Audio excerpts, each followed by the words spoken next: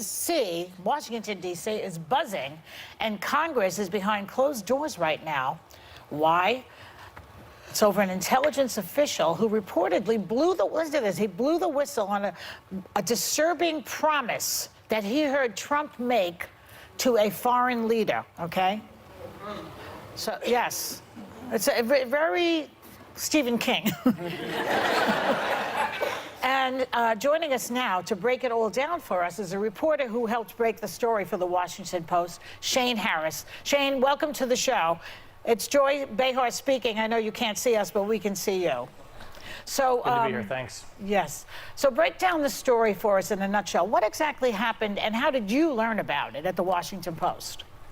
Well, on August 12th, this individual, whose identity we still don't know, is an intelligence official, filed a complaint with the Inspector General that oversees all of the spy agencies in the government, alleging that there was this conversation that the president had with a foreign leader in which he made some kind of troubling promise. The Inspector General, which is an independent watchdog that looks over wrongdoing, looked at this, found it was credible, and it met a legal threshold for being an urgent problem.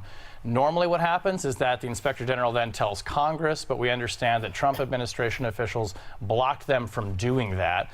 The Congress eventually found out about it, and what we were able to show last night was at least some of what the substance of this allegation is. The Congress, it's important to know, still doesn't know exactly what this whistleblower is alleging, but now we found out it involves the president and a conversation that he had with a foreign leader and some promise that was troubling enough and disturbing enough to make this official go and tell higher authorities so it could be investigated. So we don't know what the promise was, and we don't know who the leader was. But we actually know who the whistleblower is. We know who that is. We don't know it, but somebody knows it. What can you tell us about the whistleblower, the person who actually did this? Well, this person was at one point working on the National Security Council, which is a group inside the White House, but works for an intelligence agency and was sort of over on temporary detail at the White House. We don't know if this person saw the behavior then or later, but would have been in a position to be not a junior person. Usually when you're talking about somebody from a spy agency that goes over to the White House, these are people who are more senior. That's important because people who work in the White House understand that Donald Trump says classified things out loud. He does a lot of things that are very unconventional. This person would have known how to separate that kind of everyday behavior from something more serious, and it seems like it fell into that latter category for this person. Well, and that's where it gets confusing. If it was so urgent, why it was shut down, why wouldn't the director of national intelligence want Congress to look into this? Isn't that their job, to protect the country, even at the expense of the president? It seems like something's trying to be covered up in some way, or is that thinking too much of this?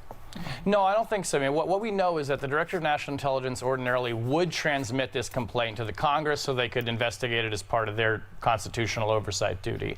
But somebody in the DNI's office made the decision to go ask the Department of Justice, hey, can you take a look at this? And when they did, they said this involves what's called privileged communications. So when the president talks to a foreign leader, that's covered by executive privilege. They said you don't have to tell Congress about this. This is very unusual and maybe unique. It is not how this is supposed to work. That information should go from the DNI to Congress, and instead it took this kind of detour where Trump administration officials apparently weighed in and said to the DNI, no, you not only can't you not have to tell Congress, you're not going to tell Congress about this.